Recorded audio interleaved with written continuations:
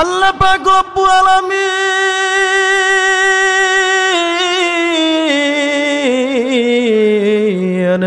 এই কোরআনে কারিমের মধ্যে 30টা কোরআন দিয়েছেন, 114টি সূরা দিয়েছেন। আল্লাহ পাক রব্বুল কারীম ছোট্ট একটি সূরা সূরাতুল কাউসার নাযিল করেছেন 3টা আয়াতে কারিমা। আমি আল্লাহ পাক রব্বুল আলামিন এই 3টা আয়াতের মধ্যে এত সুন্দর হাকিকত দিয়েছে বন্ধু। আমি আল্লাহ পাক রব্বে করিম 1000 বছর আমি কোরআনটাকে নাজিল করেছি। ও বান্দা, তোমার জন্য একদিন নয়, 2 দিন নয়, 3 দিন নয়, 4 দিন নয়, 5 দিন নয়, আমি আল্লাহ পাক রব্বে করিম 1000 বছর আগে কোরআনে কারিম নাজিল করেছি। আমার আল্লাহ পাক রব্বে করিম বলে, এই বান্দা বান্দিগুলো দুনিয়ার জমিনে আসলেন, দুনিয়ায় আসিয়া ছোট্ট থেকে ছোট্ট থেকে বড় হয়, বিবাহ শাদী করে সবকিছু বোঝার মাধ্যমে বোঝার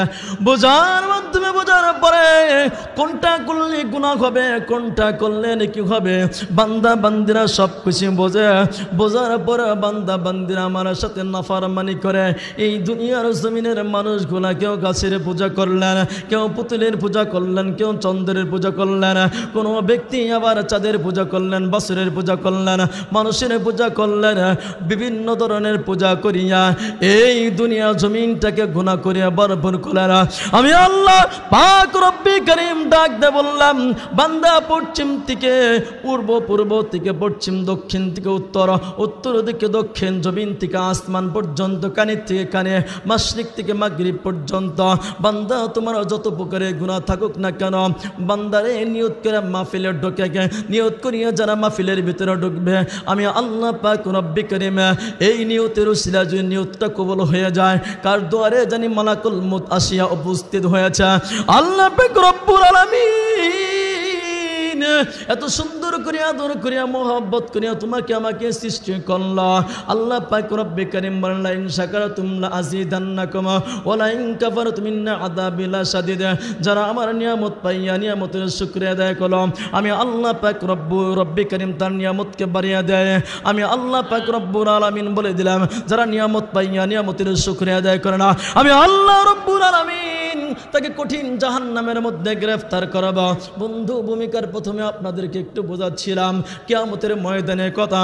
হাউজের কাউসারের পানি কে কে পান করবে, আমি আল্লাহ পাক রব্বুল আলামিন বলে দিলাম, এই পানিগুনা পান করবে যারা বিভিন্ন গুনাহ থেকে মুক্ত হইয়া মুত্তাকিন হবে, সালিহিন হবে, ইমানদার বান্দা হবে, ফ্রেশ বান্দা হবে, 100% আর আমল হবে, 95% আমল হলে চলবে না। আমি আল্লাহ রব্বুল আলামিন কিয়ামতের ময়দানে 30,000 পঞ্চায়েত আমি উপস্থিত করে রাখলাম, আমি মিজানে পাল্লা উপস্থিত করলাম। 50,000 বছর আমি হাসরের ময়দান রাখবো। আমি আল্লাহ কবরের ভিতরে 40,000 বছর রাখবো। বন্ধু, একটু চিন্তা করে মুসলমান, বালিশের সাথে মাথাটা লাগিয়ে আজকে যে চিন্তা করবে, মাত্র বয়স 50, 60, 70, 100 বছর আর 1,20,000 বছর, এই ছোট্ট একটা আমল, ছোট্ট একটা জিন্দেগিতে পাড়ি দেওয়া হবে। আমি আল্লাহ পাক রব্বুল কারীম নবী কাউসারের পানি দান করে দিলাম। আমি আল্লাহ পাক রব্বুল কারীম এই কাউসারের পানি কারা কারা খাবে, কারা কারা এইবার পান করবে, আমি আল্লাহ পাক রব্বুল কারীম যখন কবর থেকে কিয়ামতের ময়দানে উঠাবো, আমি আল্লাহ পাক রব্বুল কারীম কিয়ামতের ময়দানে ওঠানোর সঙ্গে সঙ্গে বান্দা বান্দিদেরকে বলবে, বান্দা বান্দিরা কাতারে কাতারে দাঁড়িয়ে যাও, লাইনে লাইনে দাঁড়িয়ে যাও। ও বান্দা, তোমরা দুনিয়ার জমিন থেকে আসছো, তোমাদেরকে আজকে আমি একটু পরীক্ষা করব। একটা স্টুডেন্ট যদি ক্লাস 1 থেকে নিয়ে ম্যাট্রিক পর্যন্ত 10 পর্যন্ত লেখাপড়া করে, তার একটা এসএসসি পরীক্ষা, একটা বোর্ড পরীক্ষা আছে, ওই বোর্ড পরীক্ষার মধ্যে যদি সে A+ গোল্ডেন পায়, তাহলে ফার্স্ট ক্লাস ছাত্র এবং ছাত্রী হয়ে যায়। আর যদি ওই ব্যক্তি যদি পাস করে, সামান্য সামথিং নিয়ে একটা সার্টিফিকেট হাতে নেয়, ভালো রেজাল্ট করতে পারে না, আর যদি ফেল করে 0 নাম্বার আসে, আমার আল্লাহ পাক রব্বুল কারীম বলে, তোমাদেরকে পরীক্ষা করার জন্য দুনিয়ার জমিনে আমি ছেড়ে দিলাম। আমি আল্লাহ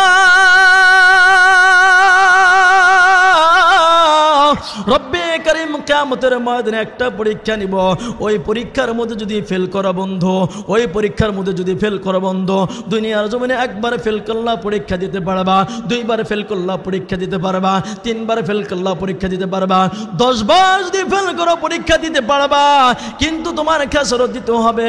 আমার আল্লাহ পাক রব্বে কারীম বলে, বান্দারে এমন একটা কবর, এমন একটা আসরের ময়দান, এখানে যদি পরীক্ষার মধ্যে ফেল করো বন্ধু, তাহলে তোমার আর কোনোদিন পরীক্ষা দেওয়ার সুযোগ নাই, আর কোনোদিন পরীক্ষা দেওয়ার সুযোগ নাই। আমি আল্লাহ পাক রব্বে কারীম যেদিন আসরের ময়দান উপস্থিত করব, আমার নবীকে বলবো, নবী হাসরের ময়দানটা কাকে দিয়ে সাজানো যায়, হাসরের ময়দানে বিচারটা কাকে দিয়ে বিচার শুরু করানো যায়। আমার আল্লাহ পাক রব্বে কারীম যখন এই কথা নবীকে বলবে, নবী আল্লাহকে বলবে, আল্লাহ, আল্লাহু আকবার, আল্লাহু তাকবীর, নারে তাকবীর। আমার আল্লাহ পাক রব্বে কারীম বলেন, ও নবী, নবী গো হাসরের ময়দান কাকে দিয়ে শুরু করবেন? আপনি তো জানেন ইসলামের প্রথম খলিফা হযরত আবু বকর, দ্বিতীয় খলিফা হযরত ওমর রাদিয়াল্লাহু তাআলা আনহু, তৃতীয় খলিফা হযরত ওসমান রাদিয়াল্লাহু তাআলা আনহু, আর চতুর্থ খলিফা হযরত আলী। এবার আল্লাহ পাক রব্বে কারীম আবু বকরকে দিয়ে হাসরের ময়দানটা শুরু করবে। আবু বকর খালাস, ওমর খালাস, এবার ওসমান খালাস, আলীও খালাস হয়ে যাবে।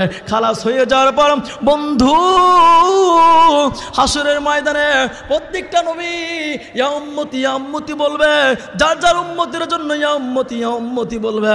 আমার নবী, আপনার নবী রাহমাতুল লিল আলামিন ইয়া উম্মতি, ইয়া উম্মতি, ইয়া উম্মতি বলে কান্নাকাটি করবে, কান্নাকাটি করবে, সিজদায় পড়ে যাবে বন্ধু। এইবার সিজদায় পড়ে যাবে, কান্নাকাটি করবে, কান্নাকাটি করবে, কান্নাকাটি করবে। আল্লাহ পাক রব্বে কারীমের বান্দা বান্দিরা এইবার শফি আদমের কাছে চলে যাবে, আদম পয়গম্বরের কাছে। আসুন সূরা কাউসারের ফজিলতটা শুনে নেই।